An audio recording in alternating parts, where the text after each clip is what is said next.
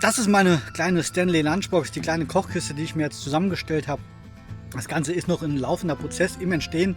Ich habe noch einige Sachen bestellt, werde hier und da noch ein bisschen was ändern. Das Ganze in einem Real-Life-Szenario hier getestet. Bin gerade hier in der Hütte am Arbeiten, habe gerade jetzt Hunger gehabt und mir dann jetzt hier von Antarta Space Food das Moussaka gemacht. Sehr lecker, kann ich also auf jeden Fall empfehlen.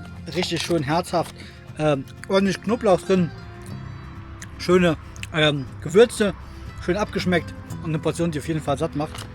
Und wie ihr seht, ich muss so ein bisschen improvisieren. Das Besteck habe ich dann gestern beim letztmaligen Packen dann vergessen reinzumachen. Daher habe ich mir jetzt schnell hier ein kleines Essstäbchen hier geschnitzt.